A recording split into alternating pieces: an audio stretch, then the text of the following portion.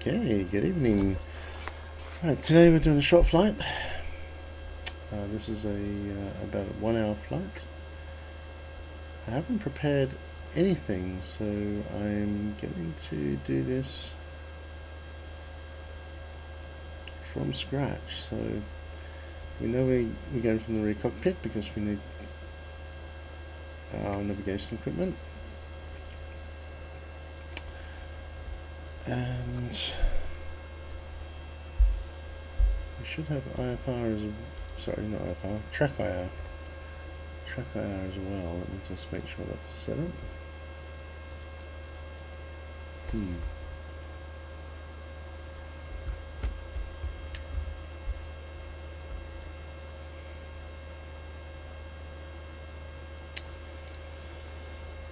Okay, so I'm just going to quickly to get track IR set up, and then we'll be on our way.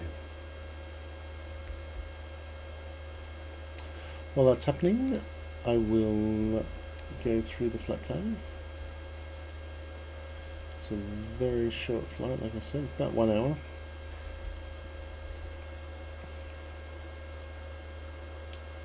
Let's get the web page up.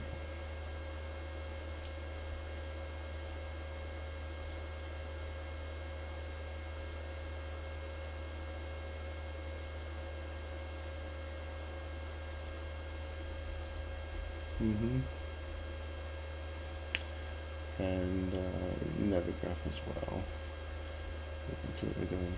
Okay, so this is a very short flight from ESGG down to ESML. We're going to use the Chipmunk as usual. I was going to do this flight in the Bonanza, but you know what? On the previous flight, which we did to ESGG, I reflew it in the Bonanza, and you know, it just didn't feel as alive, as real. Felt a little bit like an airline. So I decided I'm going to just do it with the Chipmunk again. The level should be a little bit easier. I listened to the previous one, and I heard that there was no engine noise, so I've just bumped up the engine noise a little bit, and we'll see how we go. Alright, so we'll load up that guy. Now I do need to file a flight plan. This is IVAO, this is part of IVAO, and we do have a little bit of process to go through, so just very quickly I will do a flight plan. I will say we'll take off in about 15 minutes, which is that's pretty early. Okay. CH109, just easy for me to remember. Visual, general aviation, one aircraft of a DHC-1 Chipmunk. It's light, it says standard equipment, although it doesn't really have standard equipment. It's close enough. Departure aerodrome is ESGG. Departure time is going to be it's currently 0026. We're going to go for 15 minutes. Is going to be 0045. We're going to have a cruising speed of around 95 knots, although I tend to have a power setting that gives me about 100 knots, and flight level, well, you know, with VFR it's kind of fairly free. We don't need to be too specific. And go for 035. Now with the route,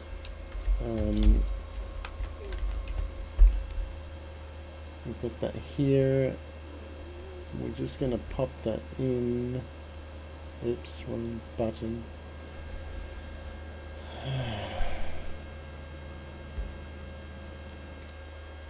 I'm surprised my track IR is not picking it up, but we've got time. Okay, something broke.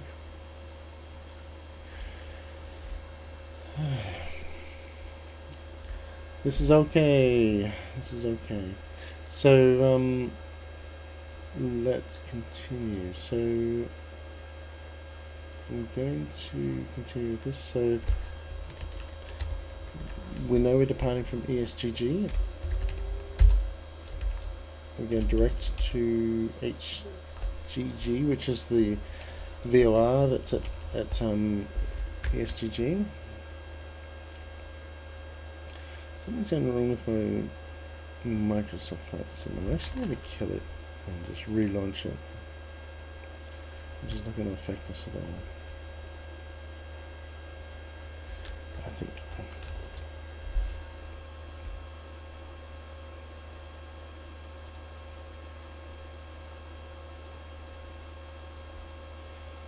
Okay. I'm just going to launch Flight Simulator again. And I listened to my first flight, and actually I sounded pretty boring, so I'm going to try and be a little bit more entertaining this time. I've adjusted the levels a bit. I've put the speaker Microsoft is already running. Let me just kill it off. I've adjusted the volumes to be a little louder.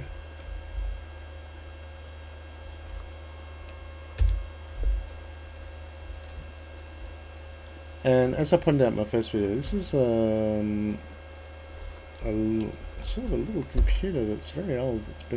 It's doing a lot of stuff. So I'm just going to kill the Steam Flight Simulator. It's usually the one that does it. Oh yeah. Oh yeah. Okay. So that's going to start up, and everything's going to be just fine. Alrighty. So HGG SVD. This doesn't need to be here because that's just something I put there to give me a direction to a ESML. It's going to be about 1 hour flight, so I'm going to put 16 minutes 100. And alternate, I haven't looked at it. ESMJ is nice and close, so we've got alternate. ESMJ. Alrighty, it is a part of the world tour, so we do need to specify that endurance. We do have about 6 hours endurance because I will start with full tanks. 2 people on board because there is always somebody sitting in front of me. I don't know who it is. But there we go. So we have a flight plan which is for basically 15 minutes away. So we need to get this guy up and running ASAP.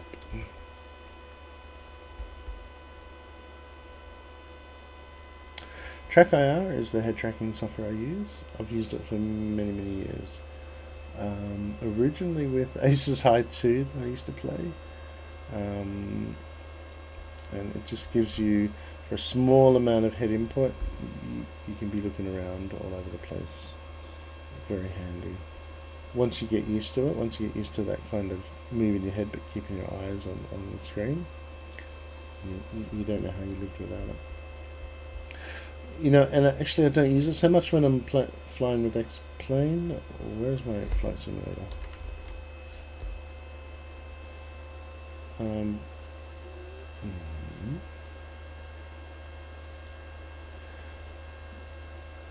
Just give me a second. I'm going to kick this off again. It's a little bit strange going on. We do have a departure time of 13 minutes time now, so oh my word. So we do have a little bit of time pressure now. I can always change it, but you know what, I don't want to keep you guys waiting, so let me just get this happening 1 second.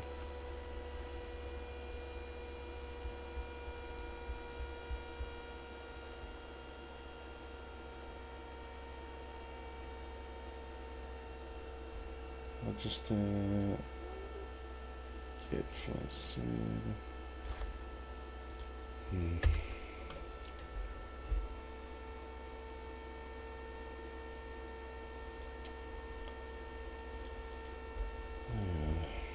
It's always, you know, all of this stuff is always a good idea until it stops working. There's, you know, it's always so convenient until it stops working, and then that's a problem. Alright, try one more time.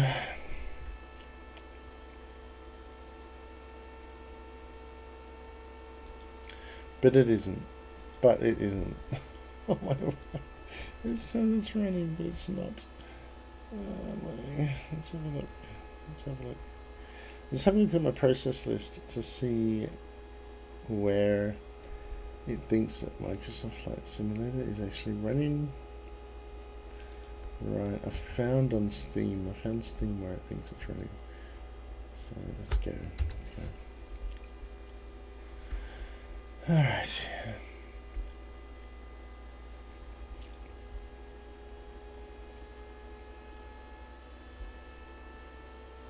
This is a little bit of a time waster.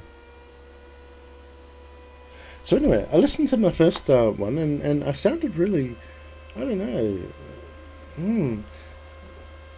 a little bit boring and monotonous and quiet and so I'm going to try and be a little bit more animated, a little bit more excitable for this flight, even though this flight is not particularly exciting. Now, so basically we're going to go from ESGG to HGG, and then we're going to use this as a radio. Hopefully, as you know, my battery will hang in there, but it doesn't kind of matter if it doesn't, because from this area here, I think it's a pretty straightforward flight down to ESML. So on that basis, let's get going as soon as we can. So we've done the flight plan that has been submitted. This is part of IVAO World Tour.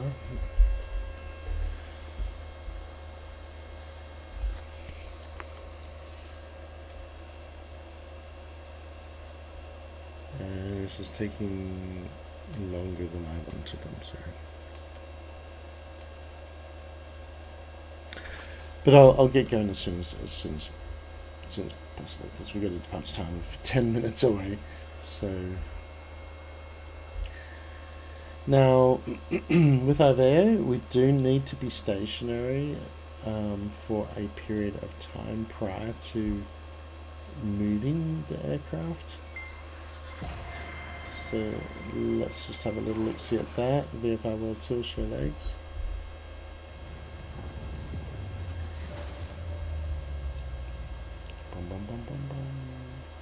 Let's get to the description, let's get to the rules, and they do say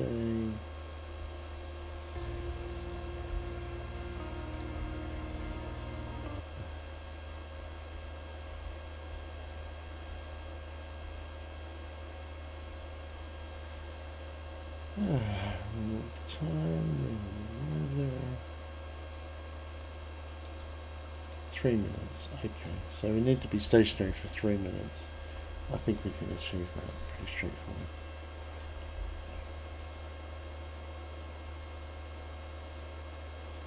Okay, so like I said, we have the flight plan lodged. It is for 0045. Current time is 0037. So we're starting to get up against that. But that's let's go. Let's get going. So for the ones that saw my first flight, it's going to be pretty straightforward. We're going to just get going.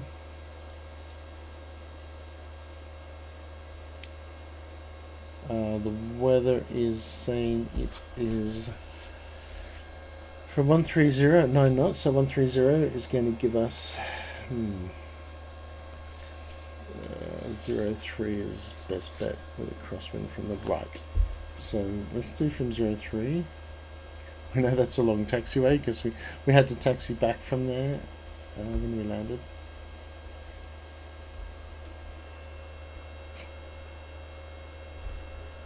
Alright.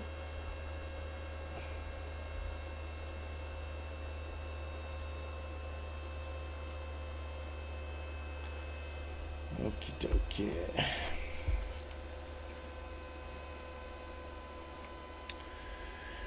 Have a departure time of 7 minutes away, so as I said, we do need to be stationary for 3 minutes. I think we should be able to do this quite fine. This aircraft is pretty straightforward. Not a lot of things to check, so.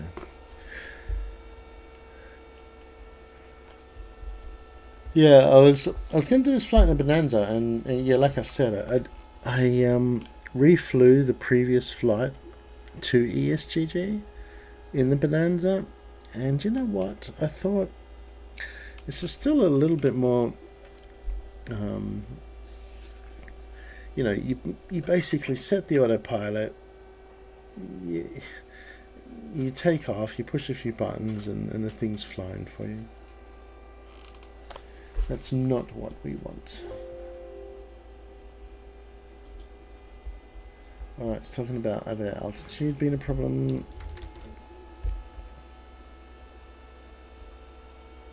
That can be okay. We can get past that.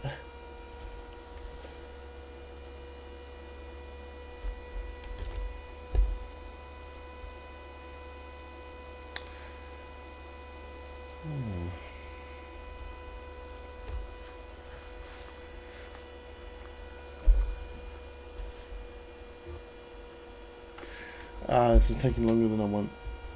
We're now 5 minutes to departure time. We've got a long taxiway.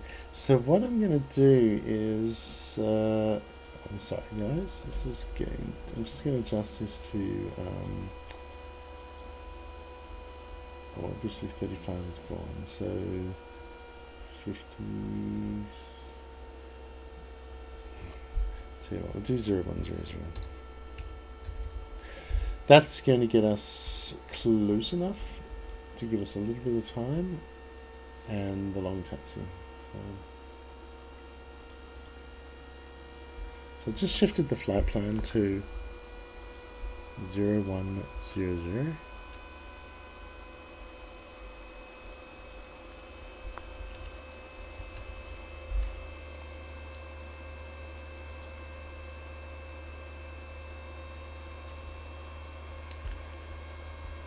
To buy us a little bit of time. That's about 19 minutes away.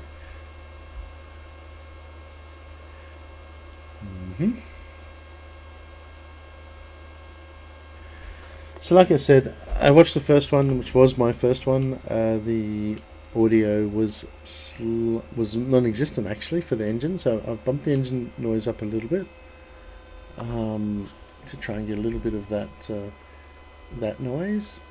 What you could actually hear was this whine in the background. That was actually my computer running quite warm. So this is taking longer than I wanted to.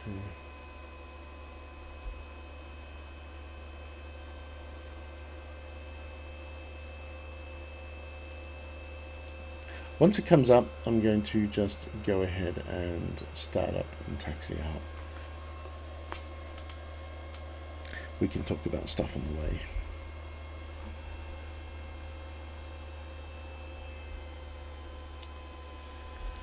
Say my Simulink is not running. Oh my, it doesn't really matter. I don't really use it.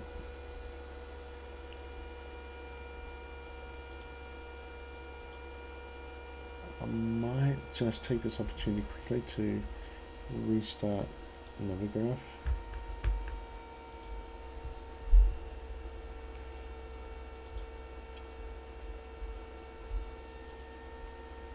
Just to see if it works. Yeah, that works fine. I'm in the middle of the water. I'm guessing that's somewhere where it happens to be while it's loading up. You can turn it off and wait for it. So the flight's up here. Up in it's basically Sweden to Sweden.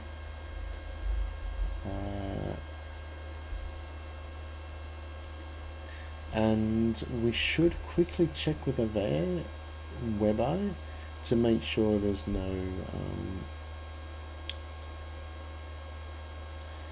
air traffic control around there. I mean, they're usually pretty strict about their air traffic control.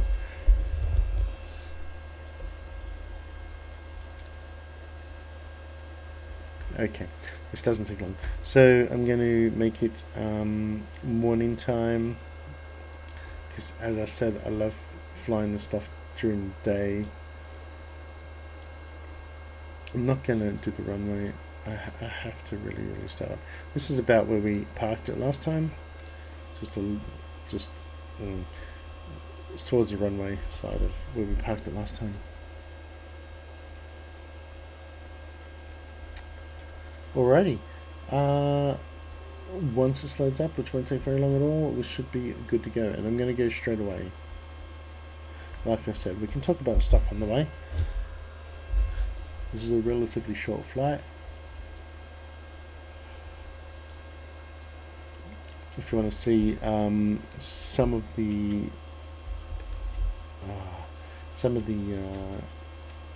points around startup and stuff, you can watch the first video.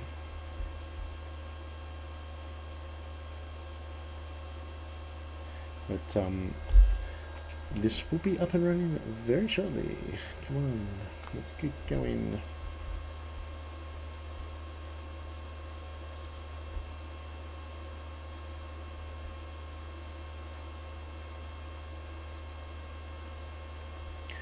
So instead of taking the VFR from the Gothenburg,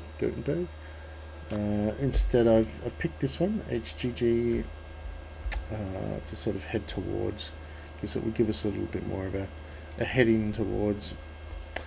Now, as you know, I fly this from the back seat because we have to get the radio navigation aids. I'm not going to do this purely dead reckoning, which I'd love to, but this thing doesn't fly straight, so we get these guys up and running, and we get give me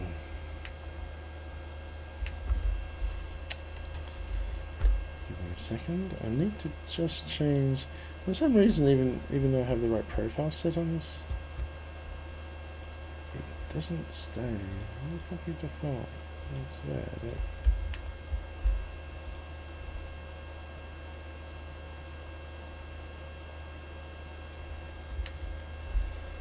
Alright, let's do this. Okay, so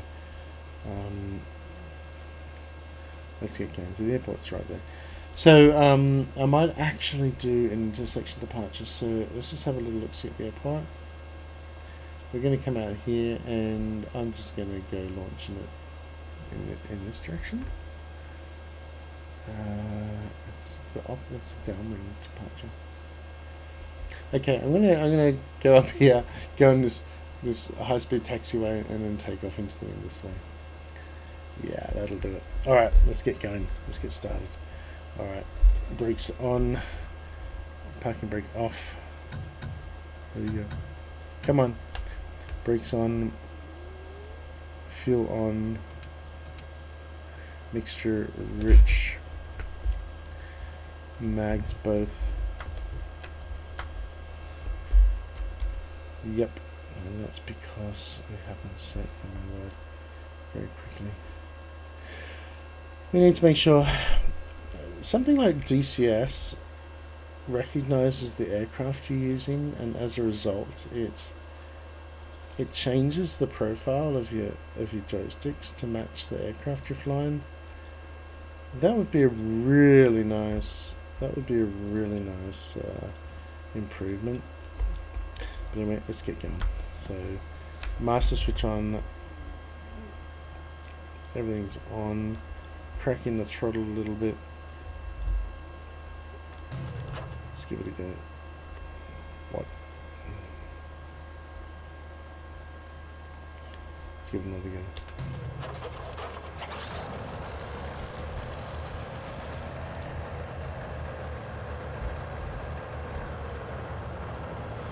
Okay, 1000 RPM.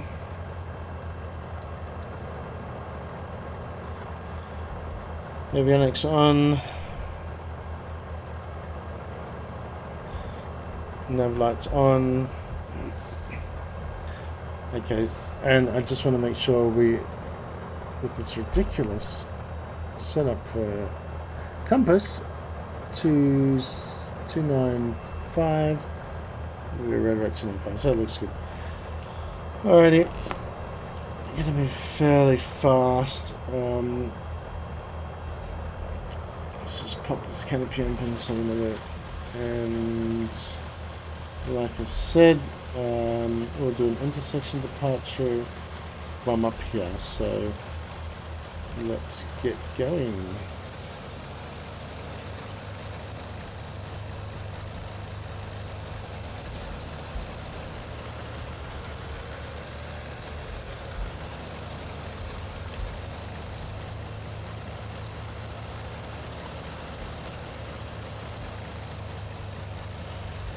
Okay, that taxiway's okay, but we'll grab the next one.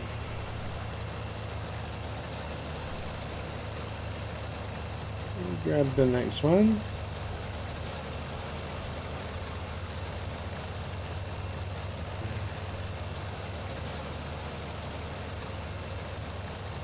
These are not the taxiways I'm looking for. That's not the catering truck I'm looking for.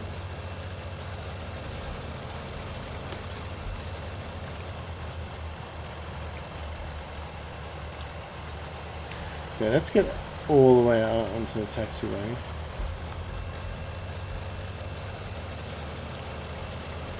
So that we can get onto the... When we do that intersection departure, I think we can go from this guy. Yeah, this guy here. We can go from this guy here. So just before we do, let's just swing it around and stop there. So a quick mag check, 2000 RPM.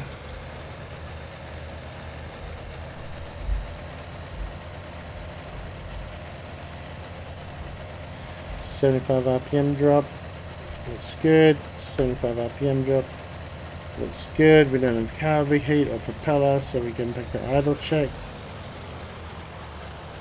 750-ish, looks good. Right, so we're good there. So now we do our checks. Float with danger. Flaps. Set for takeoff. Lights. That's the landing light on. Any strobes? Anything else? We've only got nav in this thing. Instruments. Set and check. So we know that the direction indicator is good. We want to take off and we want to now track to... And I'm going to lose this one, so there's 113.95, 113.95. We might get it, we might not get it, but it's really heading, it's fairly consistent, and it's going to be 169 degrees.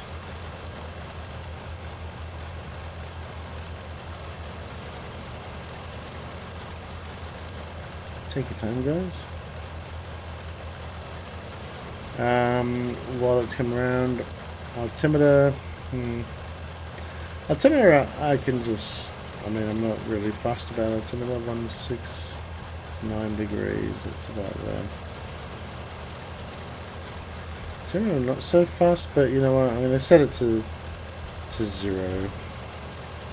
Oh no, the aerodrome altitude here is around 500, so we should be closer to 500.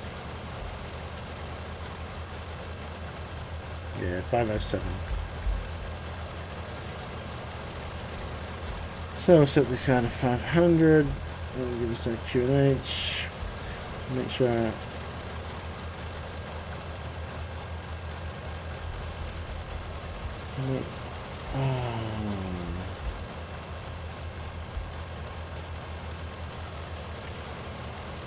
didn't connect to the IVAO.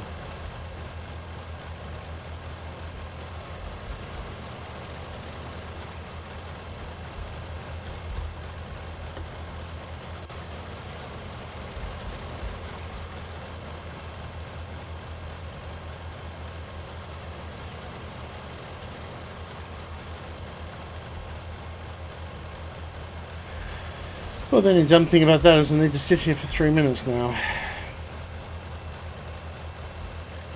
Well, we just get started.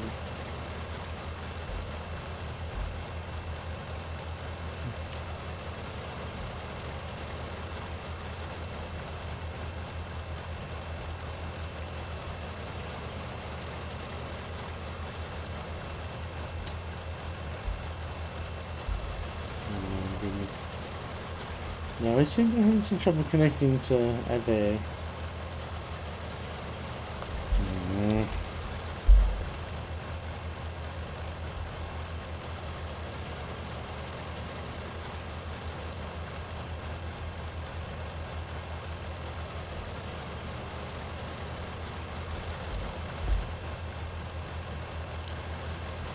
Give it a go.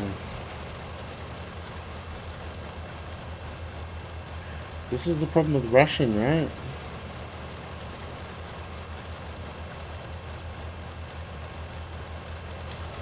I've got plenty of fuel, so fuel's not going to go anywhere.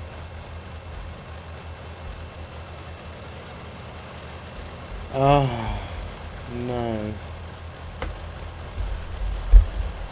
It's going to shut down.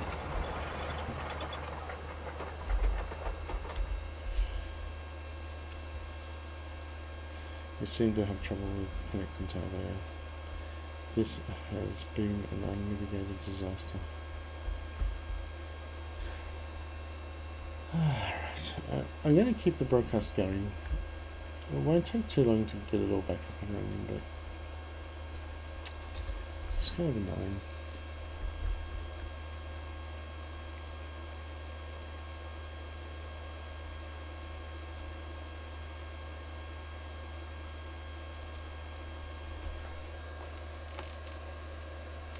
I think because I shut down IVAO but I kept the sim running, I think it's lost the essentially the IVAO plugin being loaded up in memory. I think that is the problem, so I think I do need to quickly oh no, I do need to restart. Oh no. Oh no. This won't take long. This won't take long.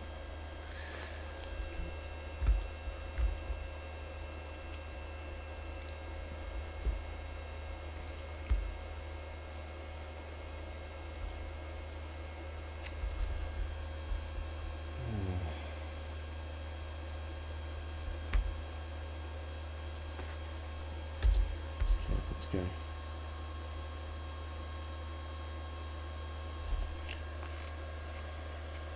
Oh, it's disappointing.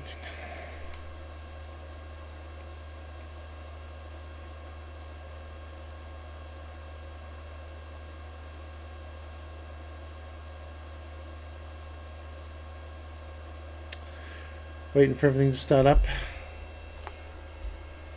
I do apologise. Feel free to skip forward to something that's more relevant. Like, I don't know, the flying bit of it.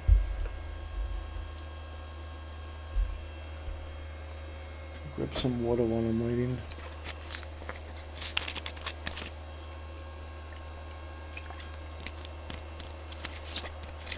But I do have to say, Microsoft Flight Sim's pretty quick to start up.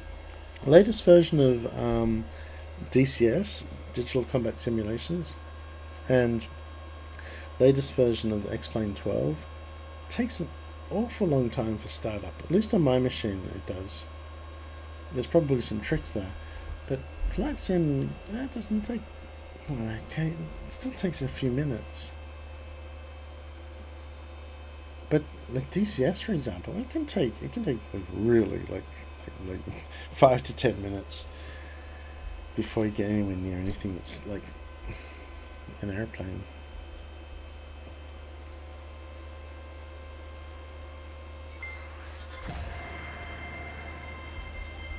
a Sobo. Alright.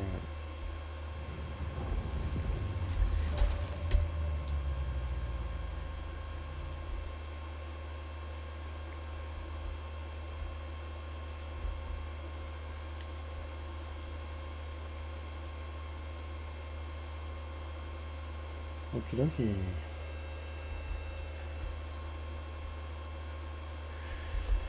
New Zealand update. Nice. Actually, for these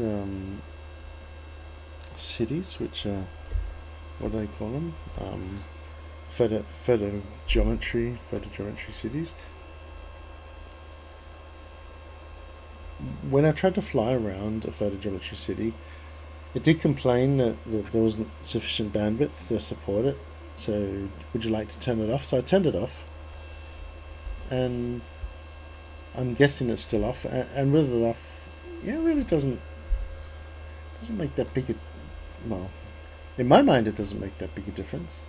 And like I think we've pointed out in the past, if you want to see your house, then maybe it does make a difference. But you know, if you want to navigate via like roads and landforms and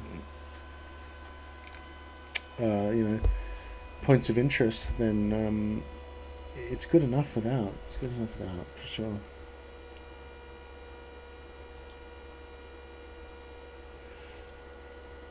Now I start up in the same place. Hopefully, I don't know why I've ever had a problem. Usually all this stuff happens quite well without any problems. I'll just wait to start up. Now, I'm just going to switch back to my flight plan quickly. We said that we're going to do a departure on the hour. It's already on the hour. Oh gee, this is turning to it. I'm going to go for 15 minutes from now.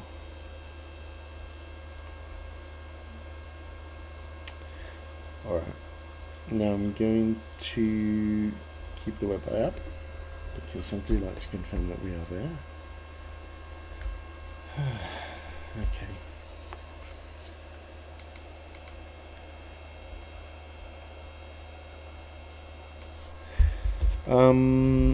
Yep, so this flight's fairly straightforward. It's like straight south. We'll have a little look, see while we're waiting.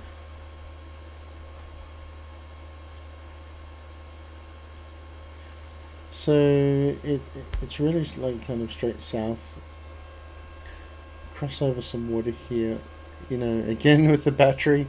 If the battery does die before I get here, we do have this fairly distinctive landform here, and this waterway, and basically if I have to, I'll follow this waterway, and the airport is just off this waterway. Near this island, so once I beam this island, that's where the airport is. So I think that's fairly decent. But I will try and do this straight navigation as best as I can, using this 11395 VOR on the 169 radial, which will try and get us to SVD. I'll try and hook up to SVD as soon as possible, so it gives us a pointer to point at, so we don't have to take into much account drift or whatever. We can do the 169 radial into that. And I think once we get to SVD, or we get to approaching SVD, I think we're pretty much home and hosed. So this looks like a fairly straightforward trip. And in the Bonanza, I think this would be like a boring trip. Alright, let's go. EGG. ESGG. We want that parking spot.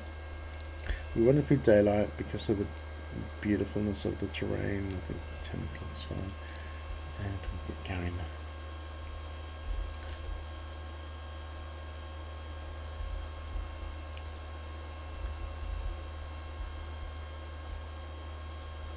The Chipmunk now is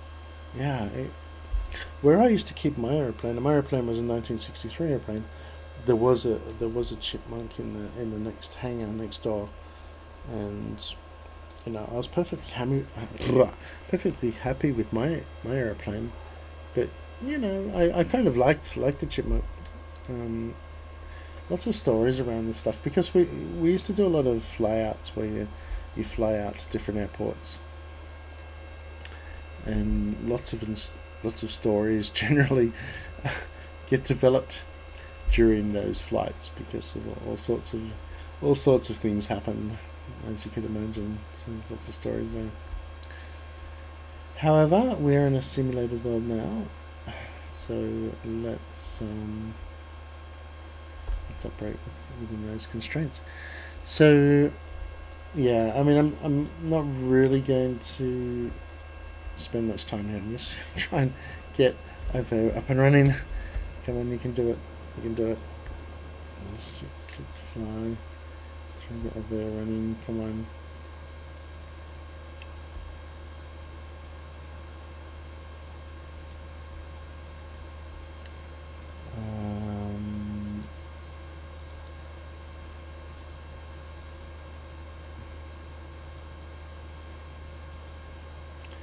Connect. Okay, kind of looks like it's connected. So, all right, it's perfect. Okay, so we're good to go. All right, let's do it. Let's do it. Okay, backseat passenger.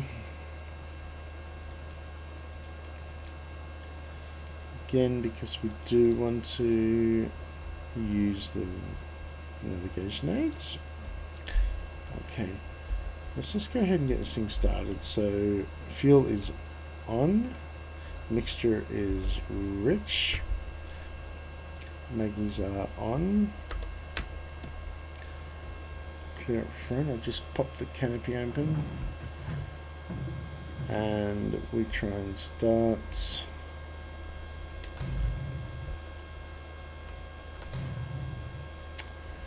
Okay, something's wrong. Fuel is on.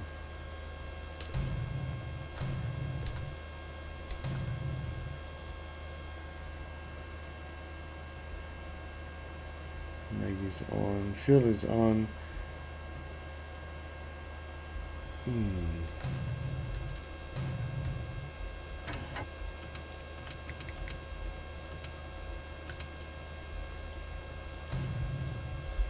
Okay.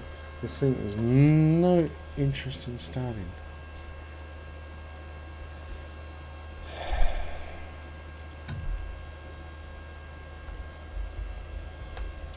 Let's try one last time.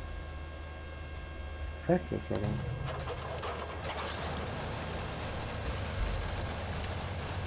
Okie dokie.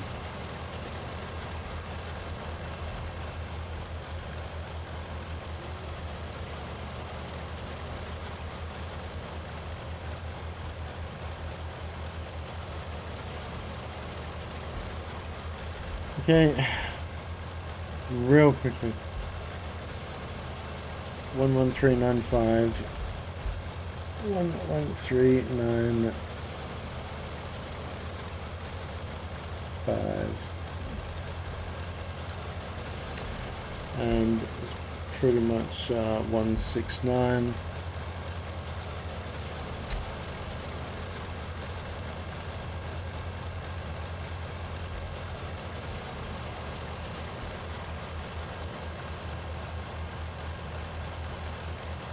One 5, 1 2, 1 3, 1 4, 1 5, 1 6, 1 7. About that's good enough. Alright, let's get moving. Let's get going, let's get going, let's get going.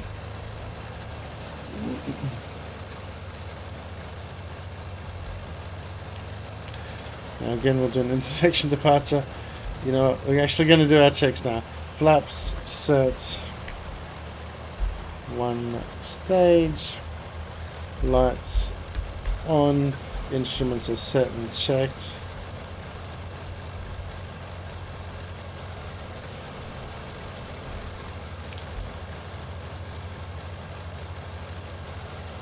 Radios are set. Radar we don't have.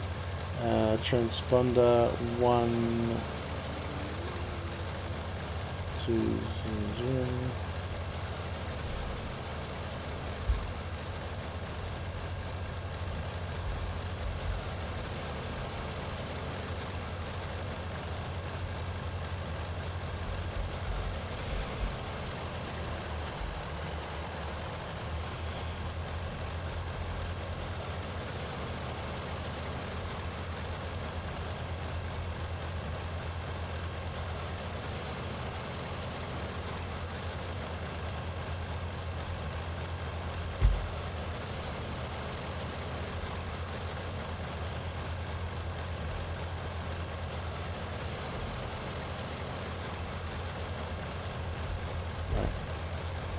Transponder set, trimmer sets.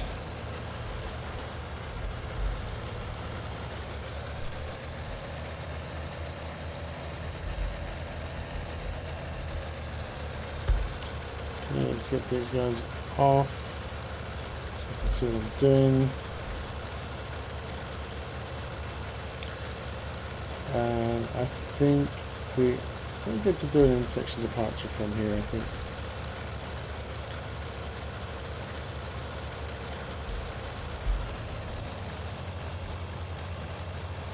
So I've done the checks. We haven't done run-up checks though, so let's just do run-up checks.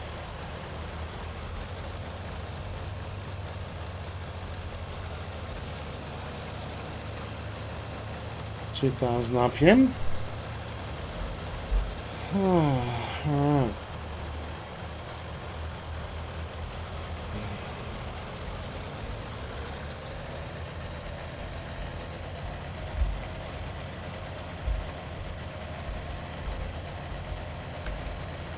That's good. Idle check. Okay. We're going to do a departure from basically an intersection departure from runway 21. So we're going to announce that.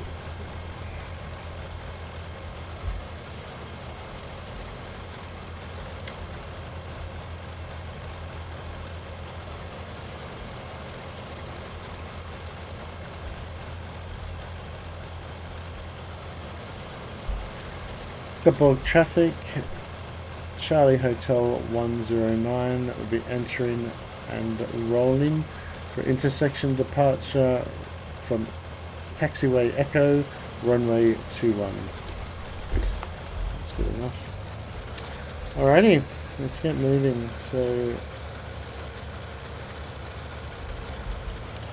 we're going to launch, and we are looking to track. Now we're looking to track basically 169. Now we don't have this 11395.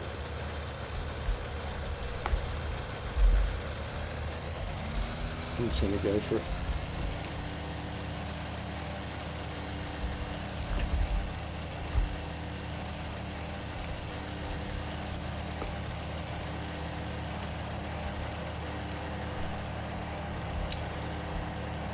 Alright.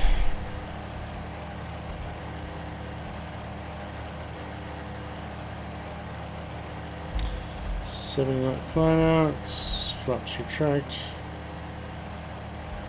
gear retract. We'll turn to the left for the climb out.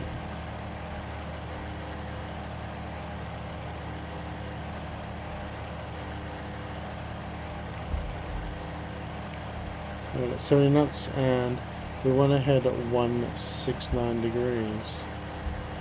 So heading east here, coming around to north.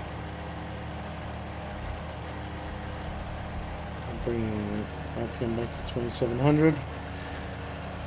Need to be clearer. I will be clearer. We want to come all the way around to 169 degrees. Now that's not going to be the heading to HGG, but it's going to get us in the ballpark.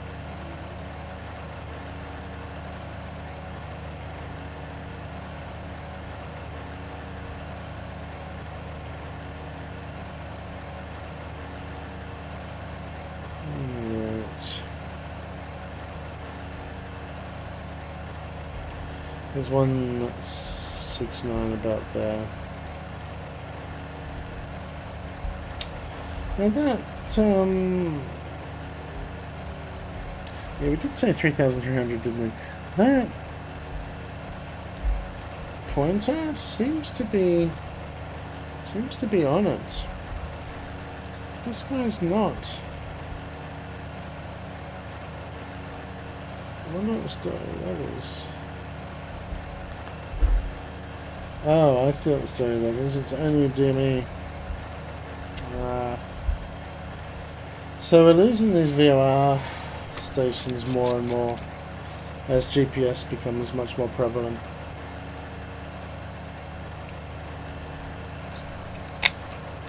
So as we lose all of these VFR stations, we lose the skill to be able to navigate via VFR stations, and everything just becomes GPS based. And yeah, well, that's arguably safer, or at least a lot easier. It's a shame. It's a pity. It's a pity that we do lose that the ways of our ancestors. I mean, I don't know how much it costs to keep a VFR station active. Can't imagine it's too cheap, but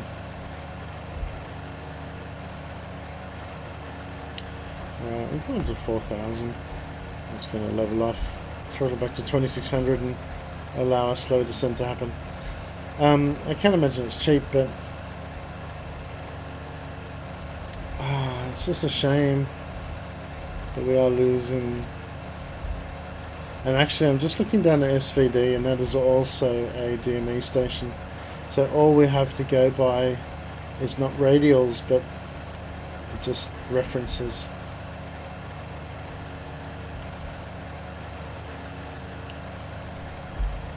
So once we pass the station, we don't really have a good idea until we can pick up 116.2. So I'll dial in 116.2 nice and early. See if we can get it. I don't know if that means we can or can't. I'll wait till station passage, and then it'll be absolutely clear whether we can or can't. But I'm just going to keep the nose on it. I think that's the only way to go. So inadvertently I've trimmed it for level flight. I do want to drop back down to 3.5.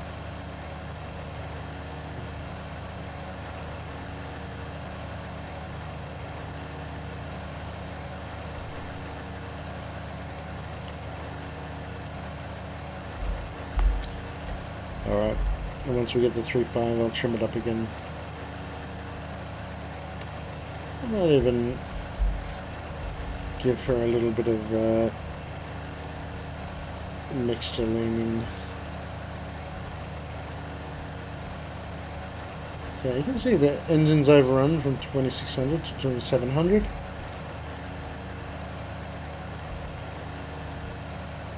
But let's level off here.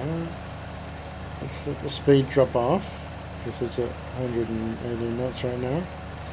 We'll let the speed drop off. That'll put more strain on the engine. The engine RPM will drop down. And we should be good to go. It's not. I'll come back to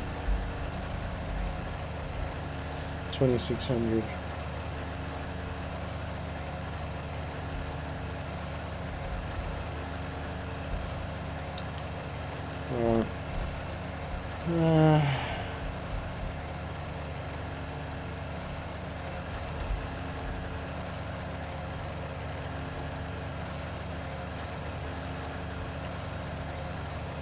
Now this big long body of water ahead of us, it does look like the sky here.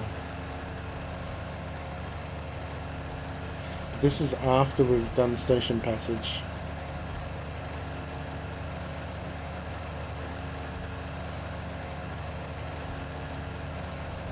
Sorry.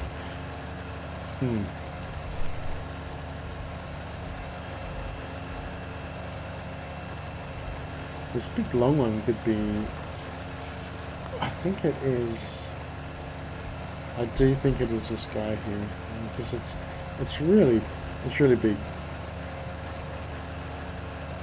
So we should get station passage very shortly.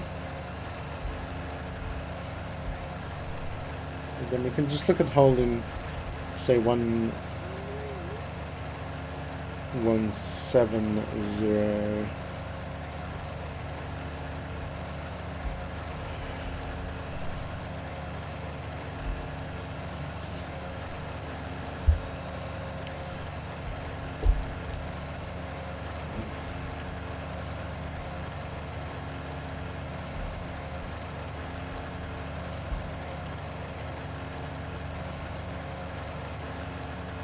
So I find on the way, I mean, it took a long time to get started, and it probably will end up taking longer to get started than this actual flight, because this is a short 100 nautical mile flight, which should be flying time just under an hour.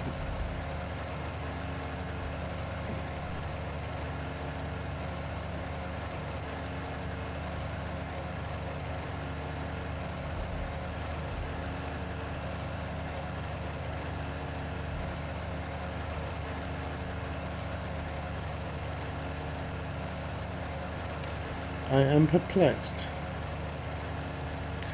that we are still heading forwards as we are just about over the water.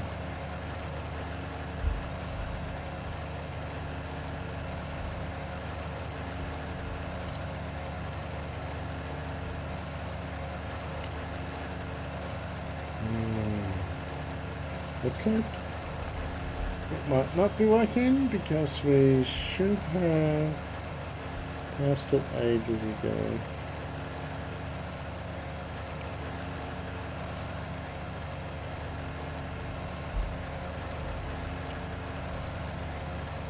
Okay, so in the event that these, oh my goodness, navigation equipment is not working again, I'm going to just fly 170 until we hit the water.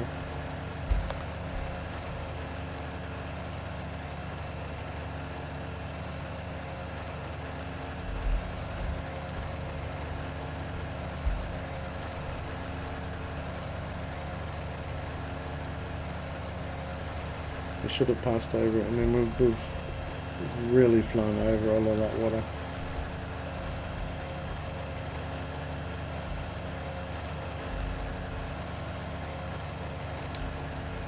Yeah.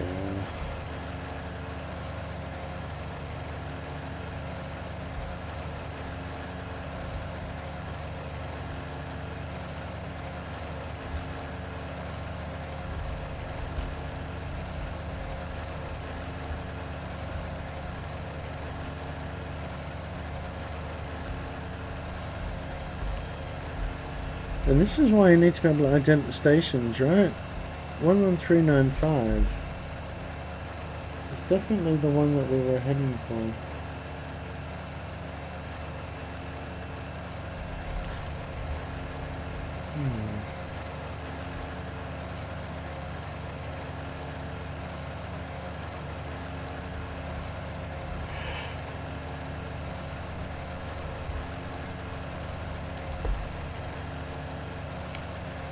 Well, I really am just going to fly this dead reckoning now. I'm just going to stay on 170. Just going to stay on 170. cross over the water, pick up that point that we looked at earlier, and use that as the reference to get into the airport.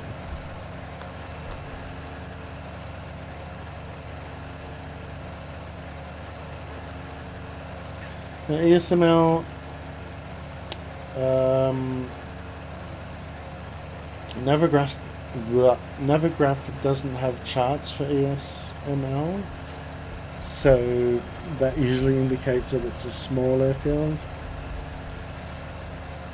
So I'll have to do the old school, fly over it, look at the windsock, and make a decision about how to approach.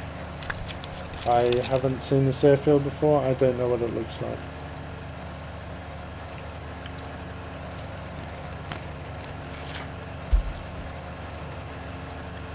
This is how it happens in the wild anyway, right? Quite often you fly for airfields that you haven't flown into before. Hopefully from various documentation you can get an idea of what the picture is.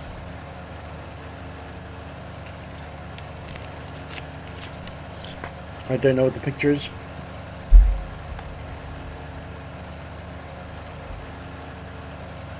And I'm going to keep it like that. May as well. Fly over, have a look at the windsock, have a look at the runways, and make a decision.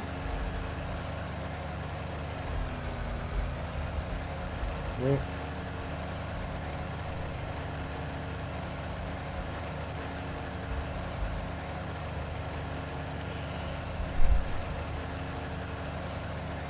Just trying to trim it up.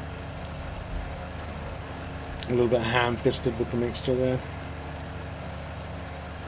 The sun is kind of annoying.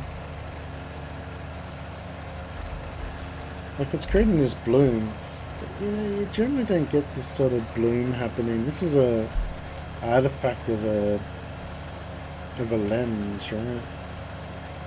Of a camera. And we can say, well, this is the camera view, but we'd like to think of it as the person's view. And if you do get this sort of brightness, you just pop on a pair of sunglasses and off you go. I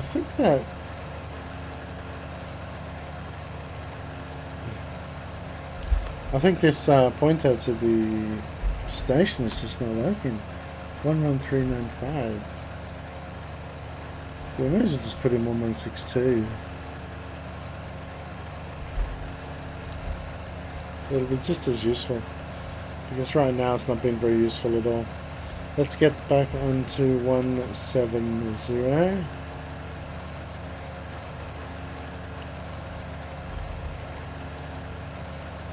We're over 4,000, so let's pop that down.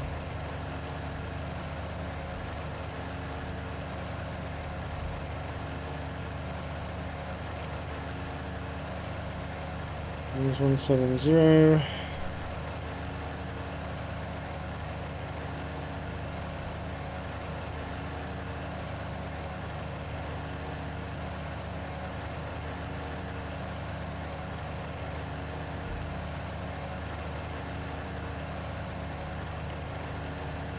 It's 3,500. Let's level off. Let's get the RPM to drop back naturally.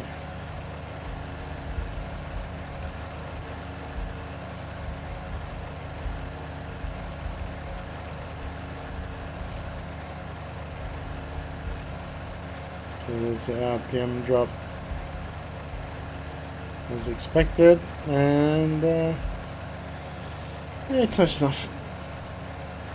2,600 RPM, 3,500, and level.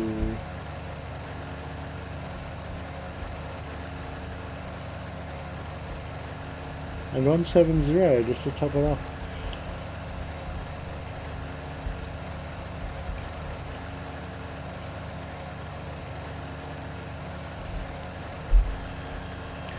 Okay, we basically cross from the land onto the water, and then we should see those points that we've pointed out.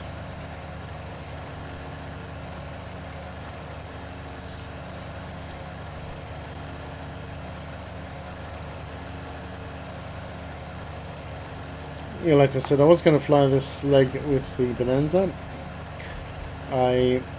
After I did the streaming from the previous leg, I actually flew the previous leg with the Bonanza, and yeah, it's just too much going on in the cockpit.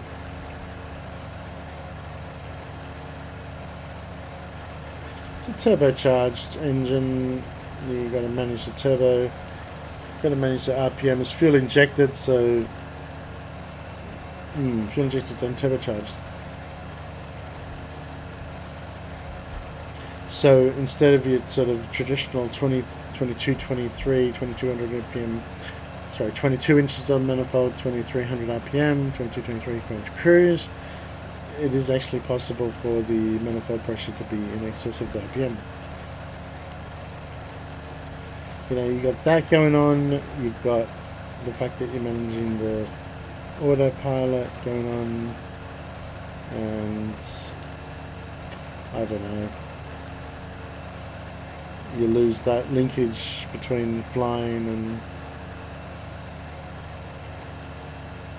just managing the systems.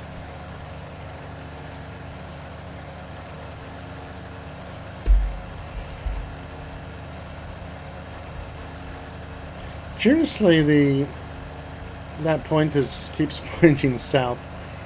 Really don't know what it's pointing at. What is it pointing at?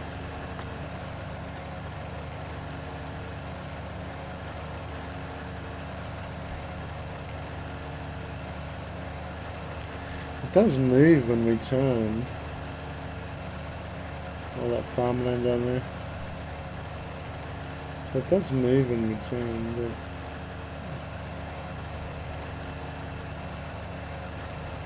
just doesn't really seem to be pointing at anything of usefulness. So lots of farmland on there, a couple of main roads, there's a big intersection there, nice coastline, town by the coast.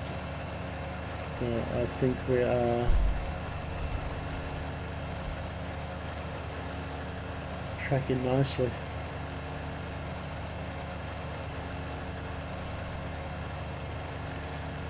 Town by the coast is likely to be Varberg, which means there's likely to be an airport over in this part of, in this island here. And it kind of looks like there would be, based on that, the same thing, that sort of clearing, that looks like there should be an airport there. And I think based on that we will leave it at that. We keep travelling sort of our 170-ish. This is Varberg, this whole big town here is Varberg. We kind of need it to be a fair way to the left of this town, but it looks like we're going to brush the edges of it.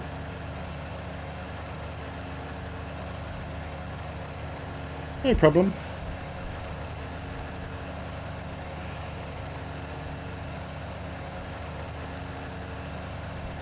And it's no problem because at the end of the day we just end up following the coast if we have any issues. But a huge area of farming just down there. Before it gets to the forested areas, we have this huge area of, looks like flat arable land. Looks like it is used for farms.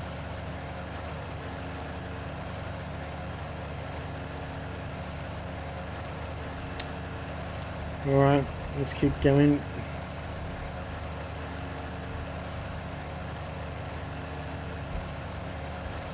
Looks nice down there. There's a fairly big main road as well. That big main road. Yeah, that is a big that is a big main road that goes down along the coast. We don't need to be following it, but we do cross over it at one stage. We sort of cross over it in between his towns of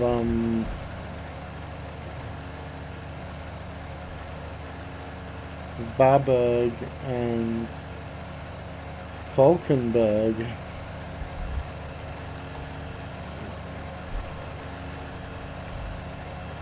Problem is, I wouldn't know when we're at. Well, actually, we should do, because that huge road that we're looking at there, that goes into Warburg, but it doesn't go into Falkenberg. It bypasses Falkenberg. As a lot of big highways often do, they bypass towns. But it looks like it goes through Warburg. If not through Warburg, then at least along the coast of Warburg. Let's use that. Let's use that as our frame of reference.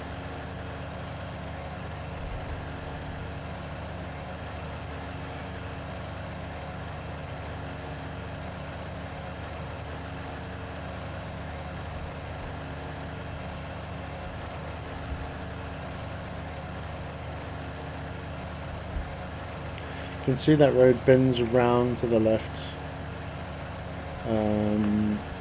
If we just look at this guy, I mean, this is the road here. You see it bends around to the left, and we eventually cross its path. But when we cross its path, Falkenberg is just there. So it goes through this first town, actually coastal. So it goes in on the coast and comes back inland before bypassing this Falkenberg. I think that's fine as a reference. It's a big major road. There's not a lot of other major roads around, so I think we're good with that.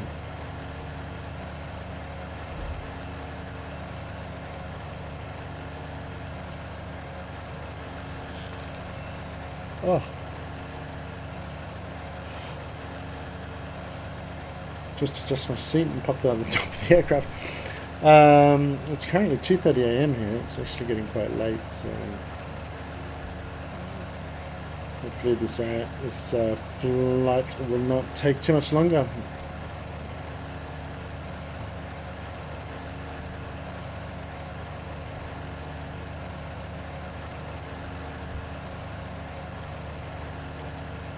We're a long way from our sort of 170 that we wanted.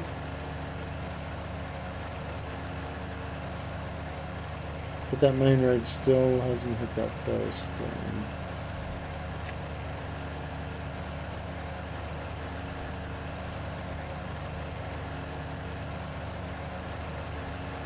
First town.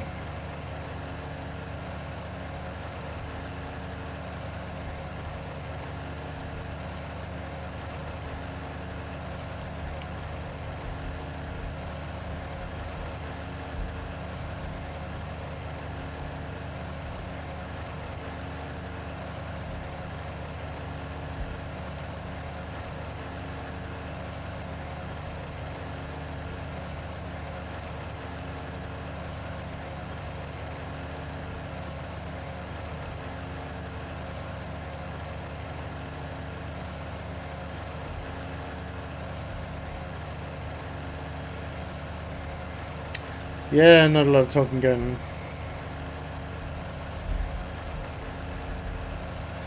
It's a lot of farmland, it's a lot of road, it's a lot of coastline.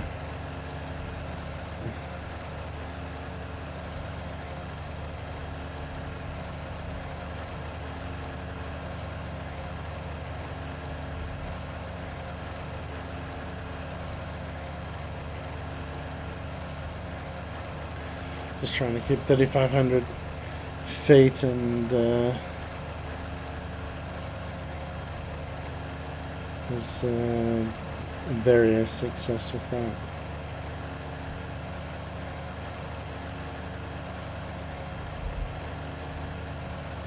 I'll tell you what though, I much prefer to be up here in this airplane even if it's slow and unsophisticated, then down there on the road, jostling around at, 130 kilometers an hour, jostling around. Let me through. Oh, geez, I have to let him through. Yeah, it's, I certainly enjoy driving a lot, but it's all relative, right? And I would rather be in an aircraft like this any day over a commercial aircraft.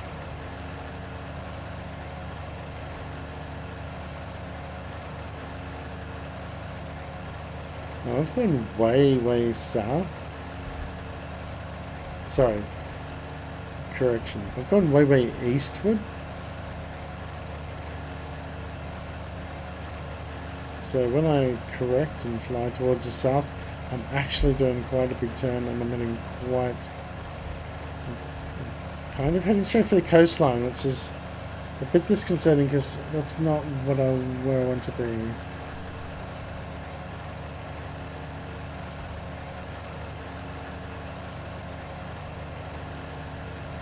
There was a massive wind from the south last time I was flying, earlier today.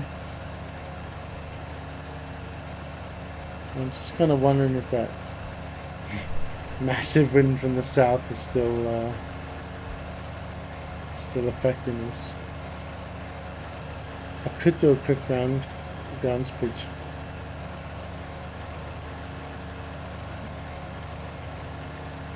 Which modern aircraft have at your fingertips.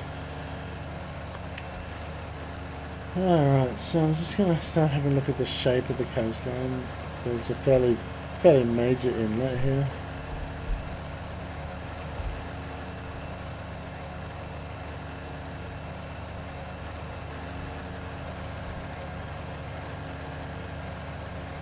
I wonder if that's Falkenberg. Because I don't see any towns that have fairly major inlets other than Falkenberg. It looks like the shape is right as well. So if that's Falkenberg, we should be going off the coast now. Which would make sense because we've been travelling so much eastward.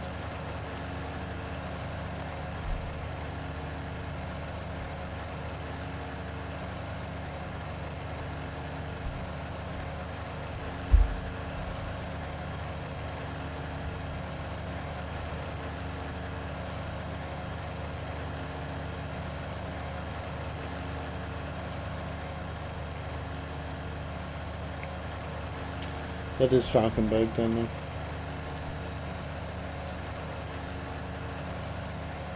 So it curves around to the south, this bit here, and this town here will be Hastead.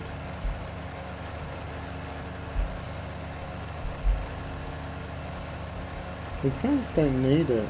We should be over the water now.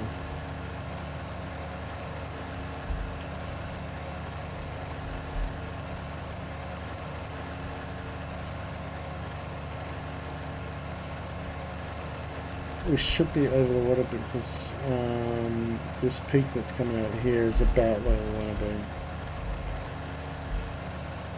The peak after that.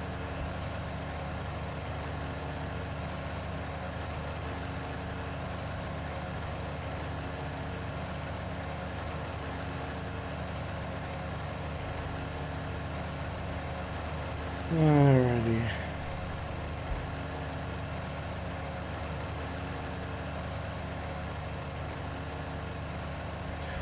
This is nice. This is fairly reminiscent of maybe the east coast of Australia, where you have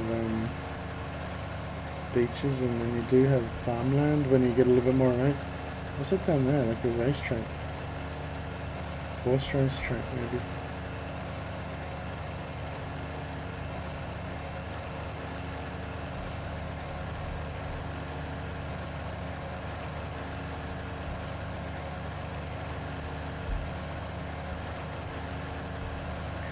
rather than go over the water, I'm just going to kind of follow the coastline. I don't think there's any real reason to try and beeline it when we don't have any real VFR navigation.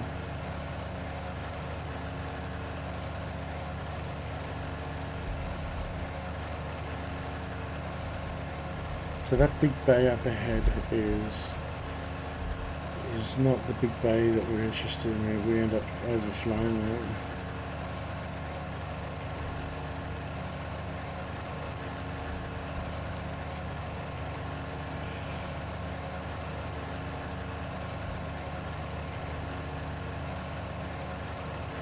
I'm tired.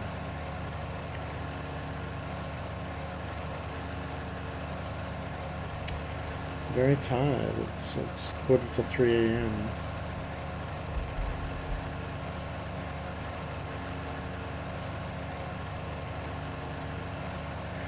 So let's try and do sensible decisions, even though I'm very, very tired.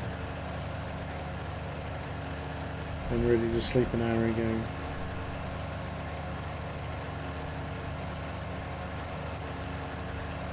So this horseshoe bay kind of looking thing here, we'll just pop up another graph. It's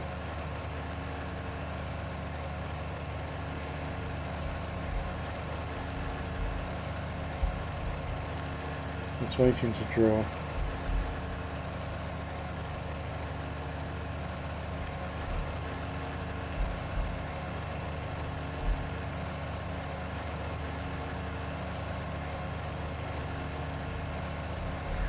Anyway, these are not the bay you're looking for. We're the one after that. Seriously, another graph? Okay, so here's the bay. Not the one we're interested in. We're going to fly past it, and this point, and then this point. We can look at heading in along the river there.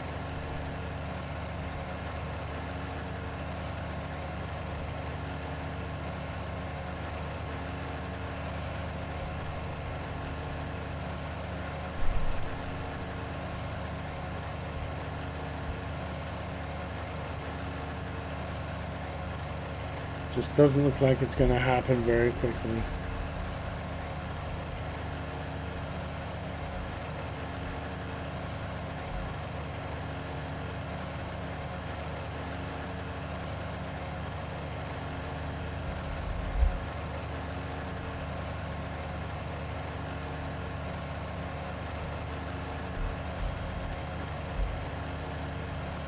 Okay, I'm going to head a little bit out, because I can see that landmass out there,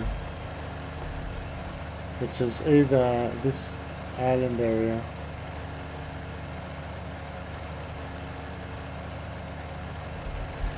or the bit beyond.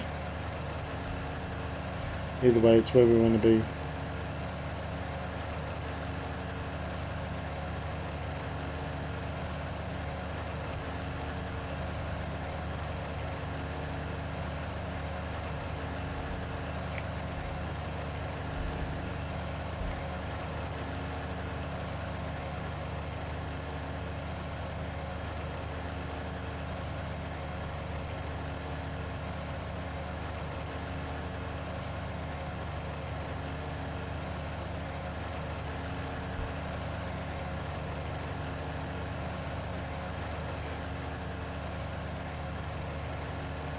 Well, there's nothing much to say. It's a beautiful clear day. Looks like not a lot of wind. Seas are calm. Can't see any smoke.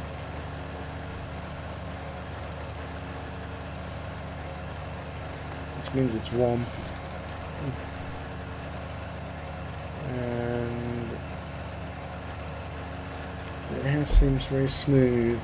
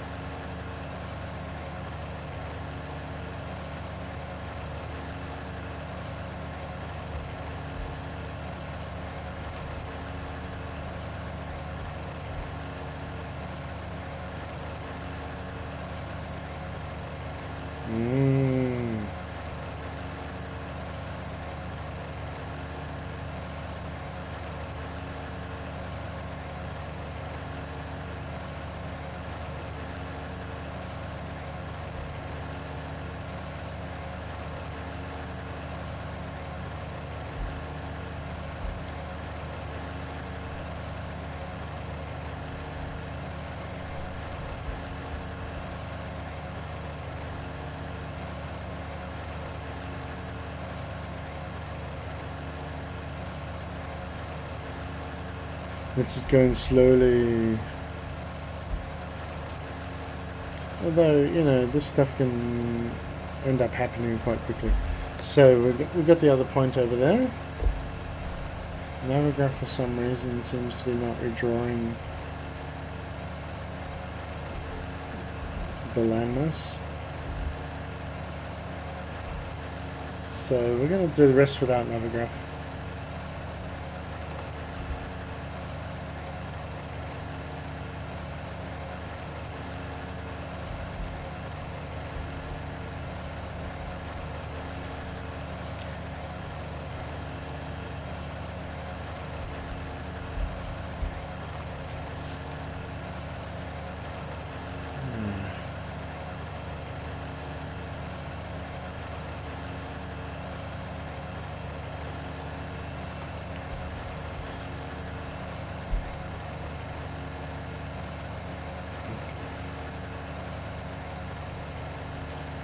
I'd say we're well past halfway point.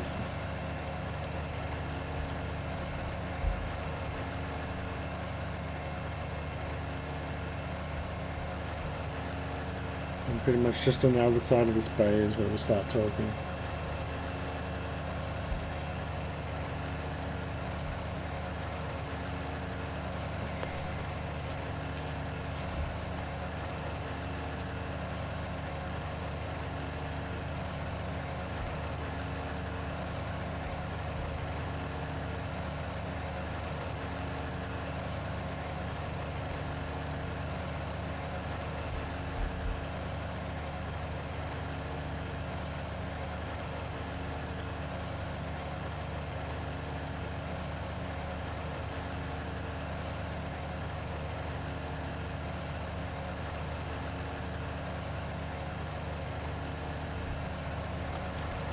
Yeah.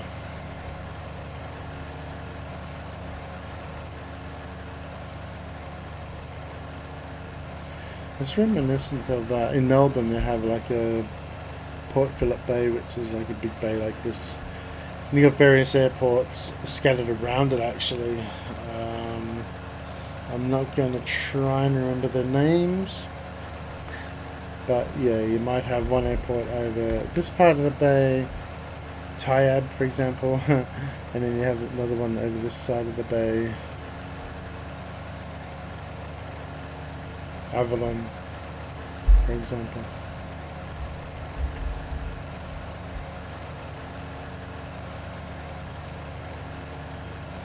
It's kind of reminiscent of that, but this is all in Sweden.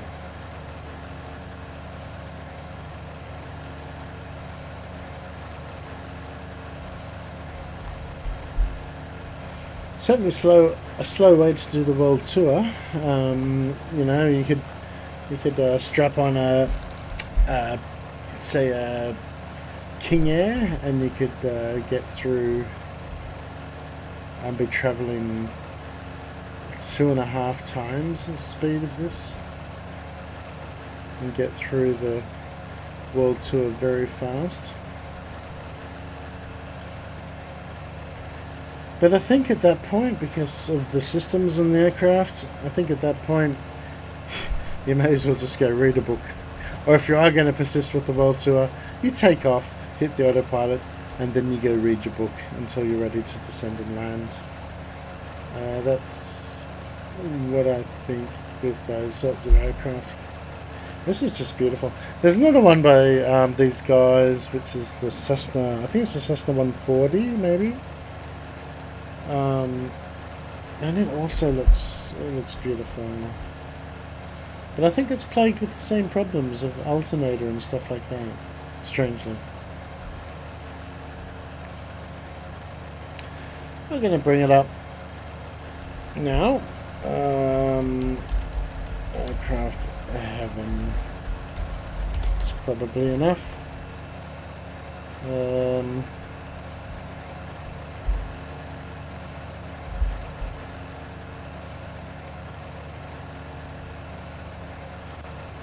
I get to the website? Yep, there we go.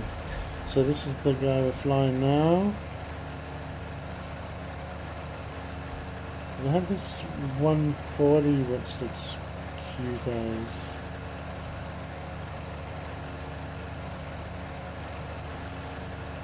If I remember this correctly, oh yeah, this one's just the 140. I mean, that looks really cute, right?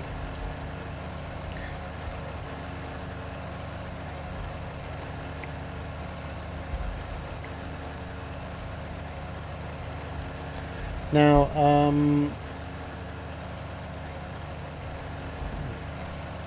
I've got these little islands here. I kind of wasn't expecting that. Another graph really has an issue right now. There we go. That's these little islands here. Okay, that's fine. That's fine. It's only one island, and yeah, we should be passing. Yeah, it looks like we're on the right track. Passing just to the right of those guys. And then just after that is this main area that we wanted them to fly up this river. So we could shortcut this a little bit. And there's no reason not to.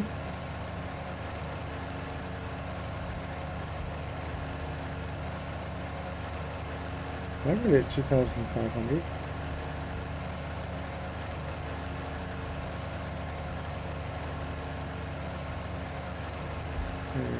So we'll shortcut this a little bit and get back to about 3,500. We promised IVAO that we would be cruising out.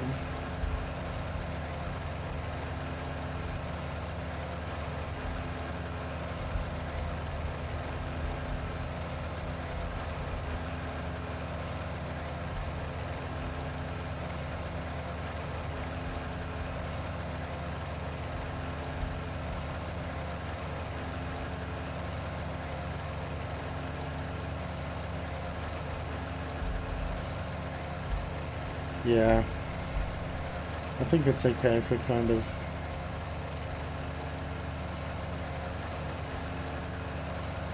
head straight across the second bay like this.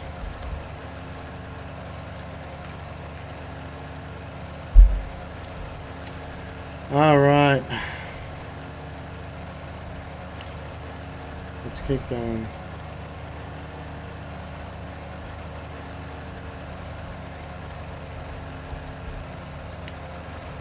It's 3,500. Let's just accelerate things here. Let the aircraft build up speed and then we'll throttle back.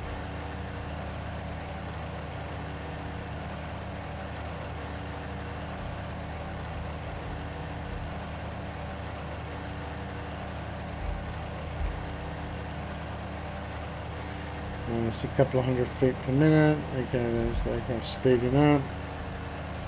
Bring it back to 2,600 RPM.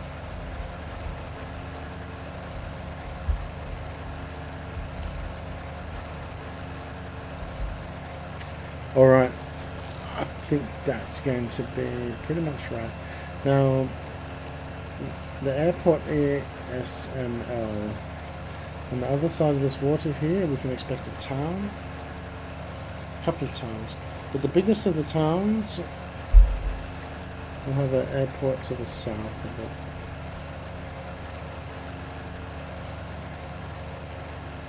There's no other airports around it that's close to the coast, so I think we're in good stead not to inadvertently park on the wrong one or land in the wrong airport. Wouldn't be the first time.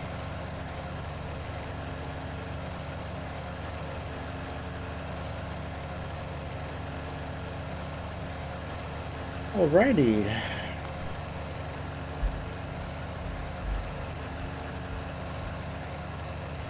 Time to have a look at this from the outside.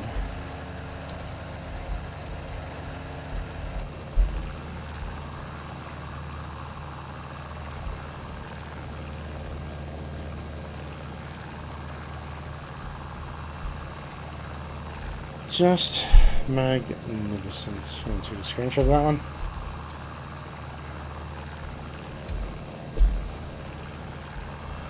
So it looks beautiful.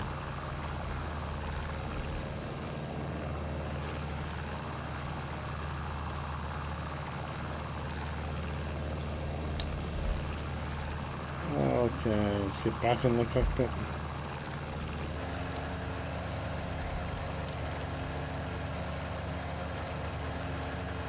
This is looking awfully black.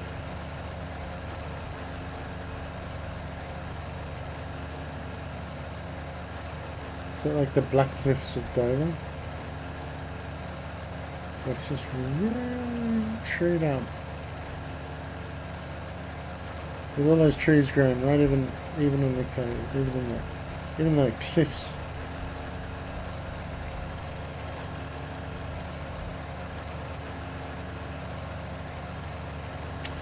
But anyway, that is this area here.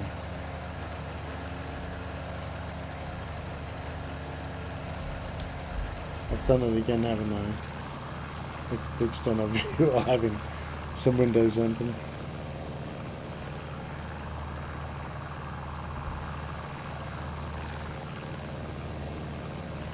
Really is nice. It really is a nice aircraft, and I don't know why they don't make them like that anymore.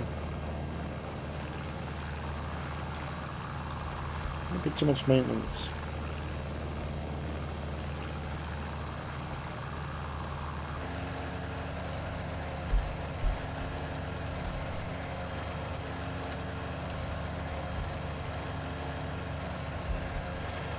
Oh, what do we got?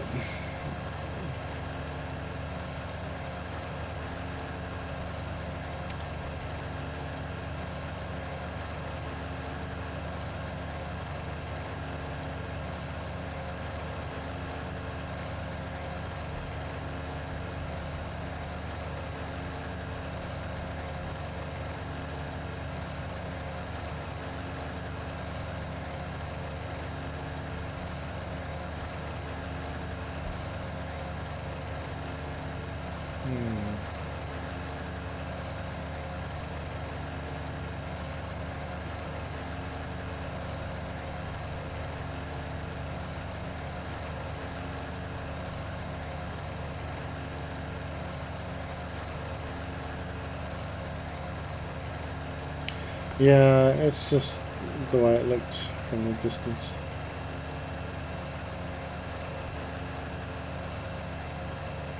It's okay.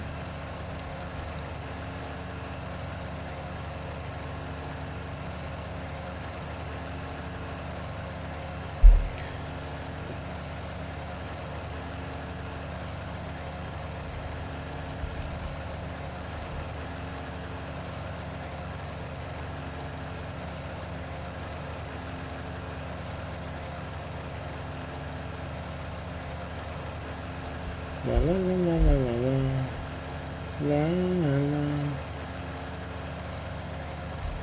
Let's grab some water.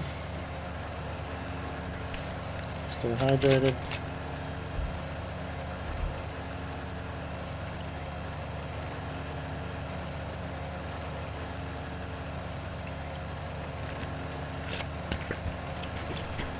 Water down. Alright. Just position.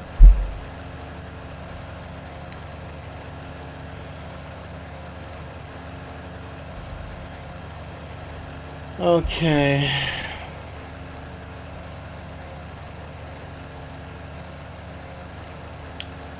Been a bit quiet this trip, actually. should endeavour to be a little bit more interesting. Not so boring. But I think this guy up ahead here, this little township, is where SVD is.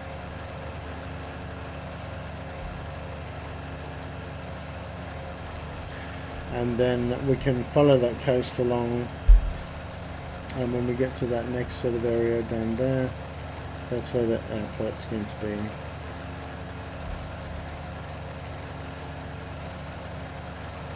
I'd be curious to see if this pointer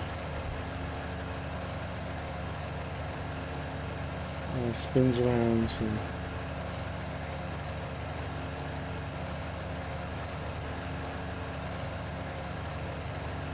this first little point here. This is Larod, before the main big town Helsingborg.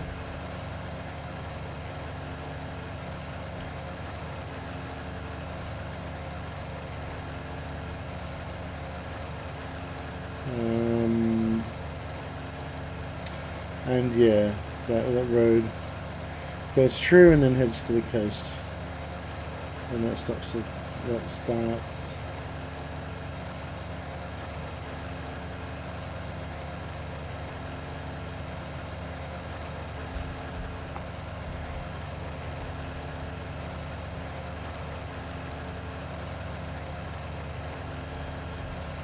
Hang on a sec.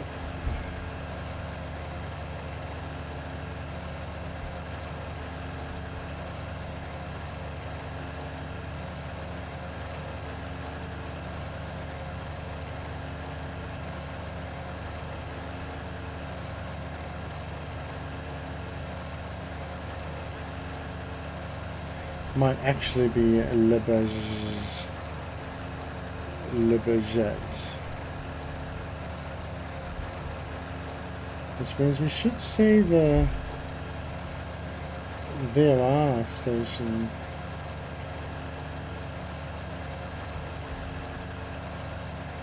Somewhere in the middle here.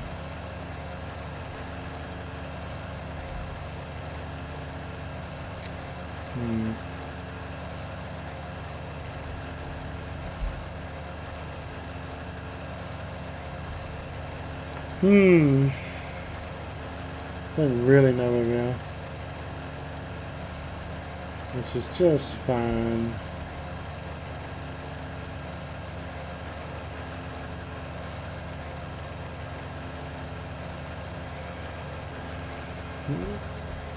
Okay, I really just need to follow down this this coastline.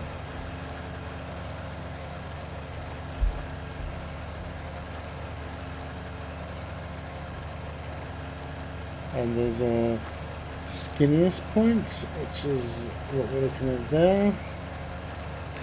And the airport's just past that skinniest point on the left.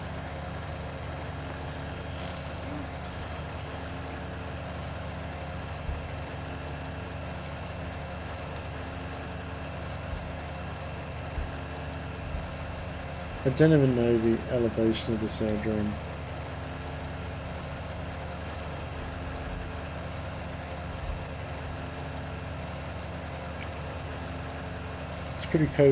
Pretty close to the coast, so it can't be too high. This all looks pretty flat land out here. So much farmland. So much farmland.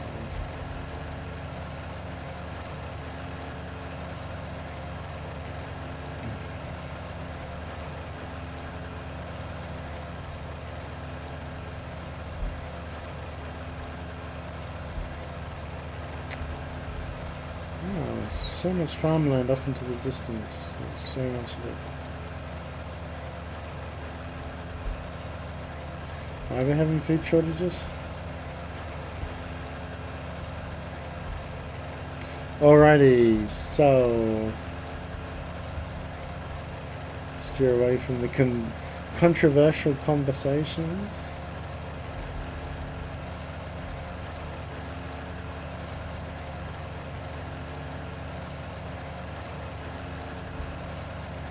And we'll stick with aviation. I'm really tired now. I'm really tired. Really tired. Just could have waited till the morning.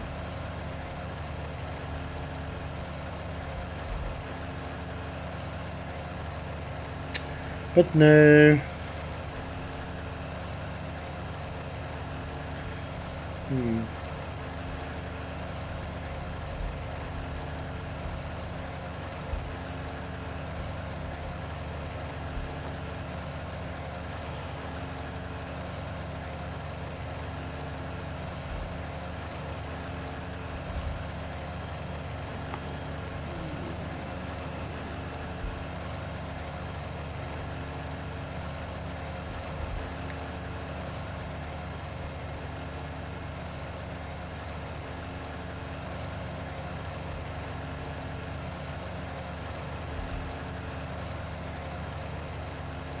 Really nice weather. So, you know, I flew into the ESGG. It was quite nice weather as well, but that was coming out of very much a scud run. But when I reflew it in the Bonanza, the weather had cleared up, so it became a much more boring clear weather flight in the Bonanza.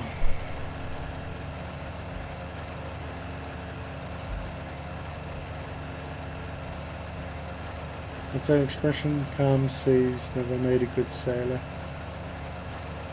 I think that's very pertinent.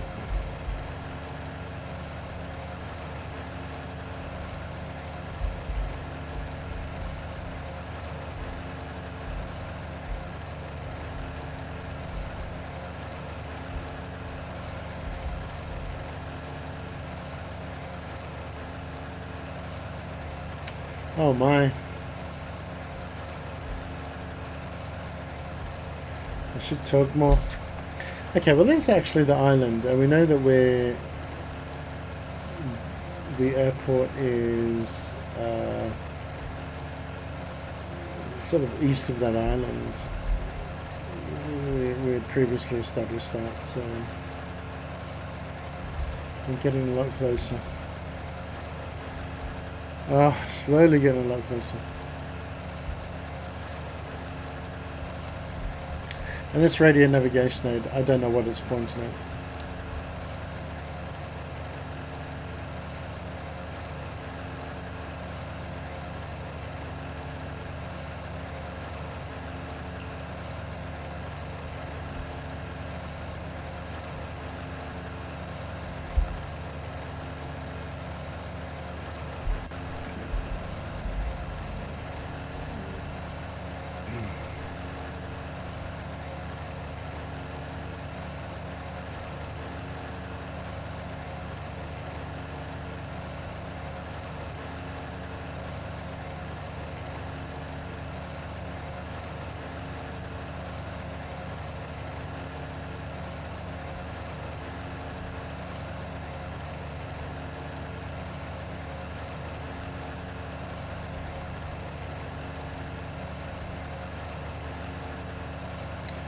Not much to say.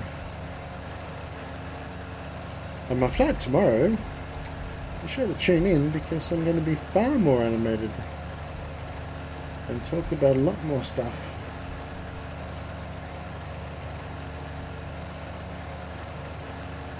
Believe you me, this one is pretty boring.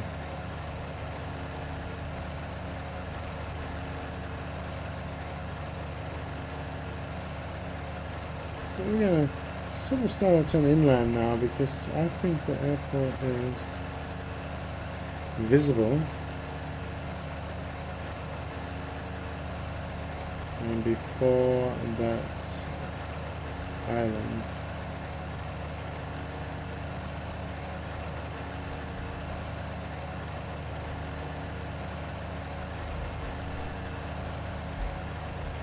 Da-da-da-da-da-da-dum. Da-dum, da-dum, yeah.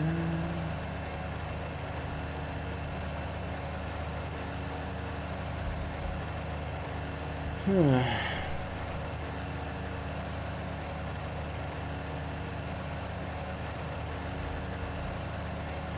think it's something straight ahead.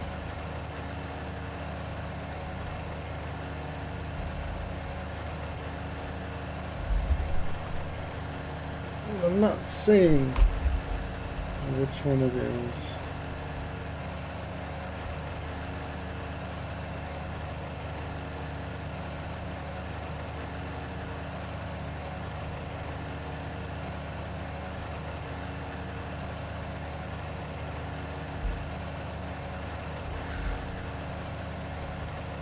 Okay, I'm getting very tired.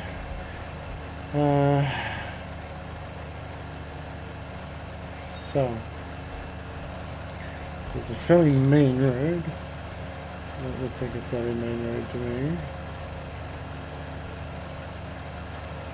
And it is on the left side of that main road.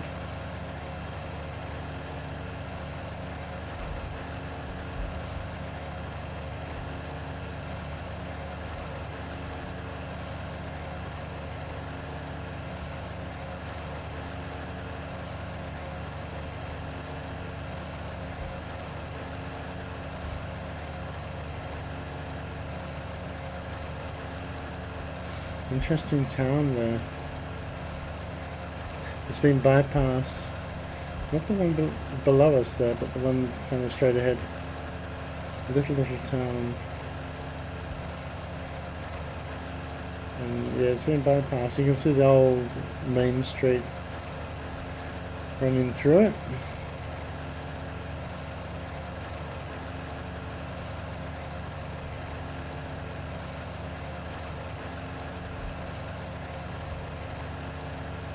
No, just to find the airport.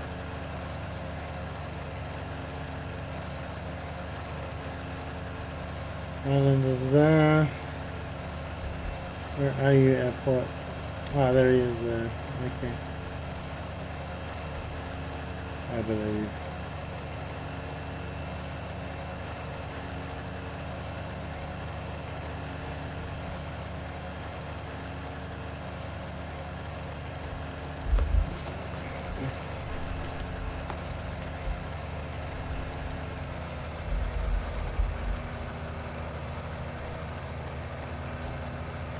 It's kind of gonna be it.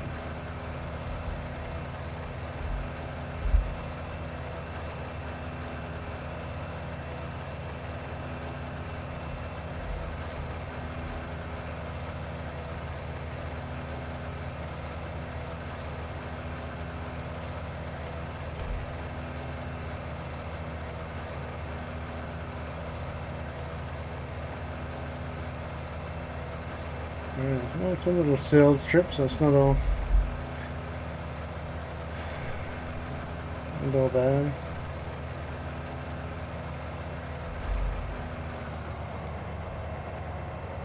We want to get a good look at the windsock. Do it via the windsock this time.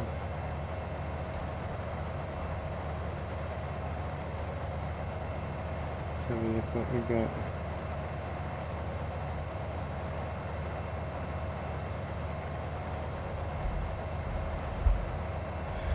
So there's 1,000 feet. This looks sacred altitude.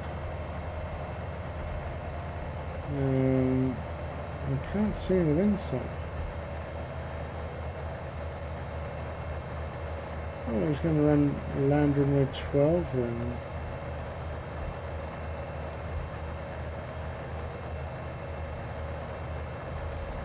Okay, let's get into it.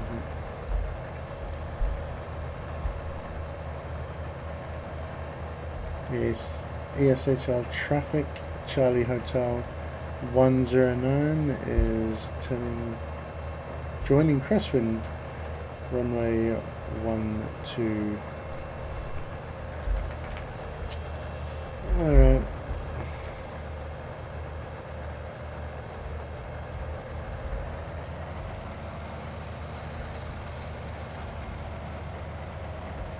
Brakes, pressure check, undercarriage down, unlocked, 3 greens, mixture full rich. Propeller full fine.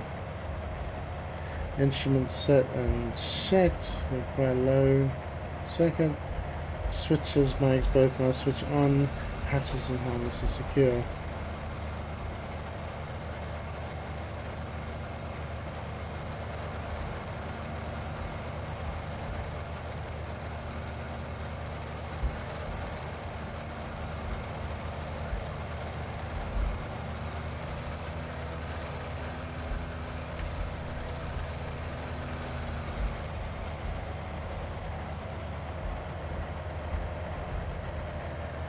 Base runner into.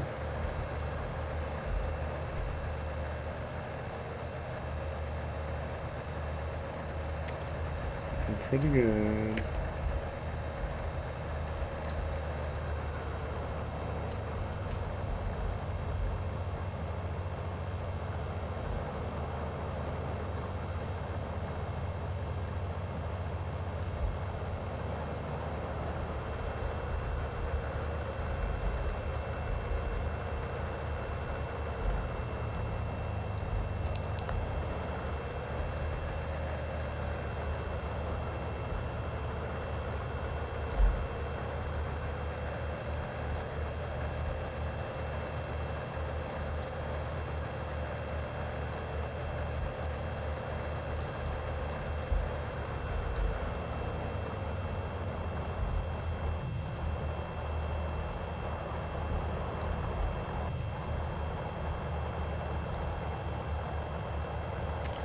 Yeah.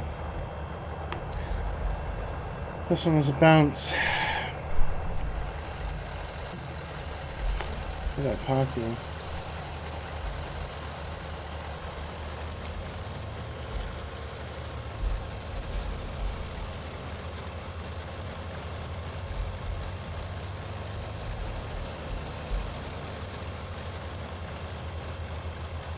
I'm pretty much just parked by this shed, I think.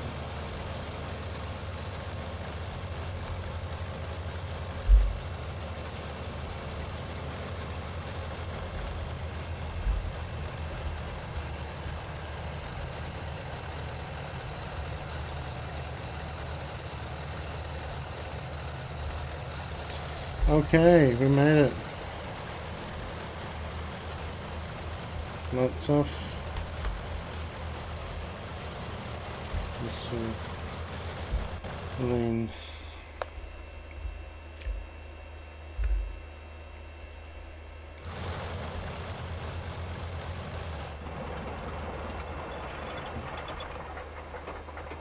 Ladies off.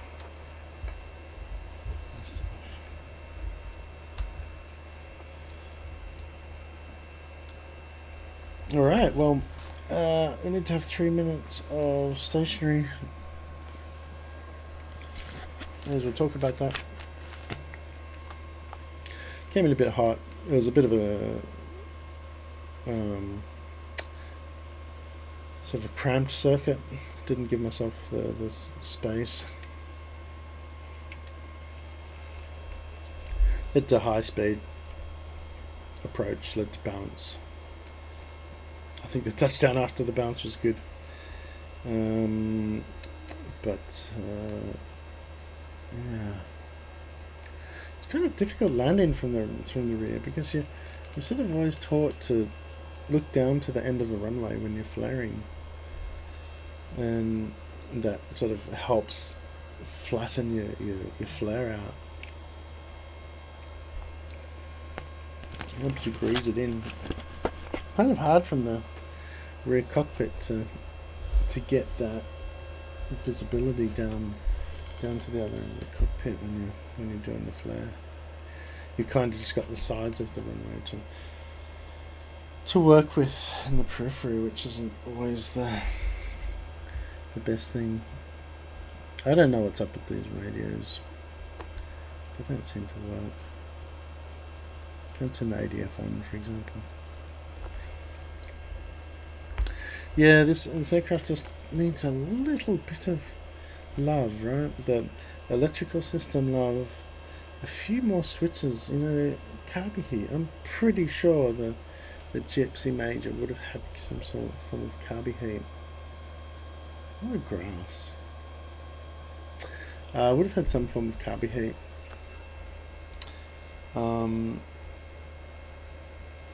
A master switch that's accessible here. There's no master switch accessible on the boat.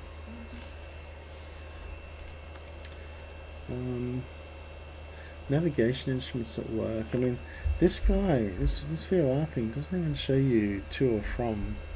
It's kind of seems to be a little bit almost there.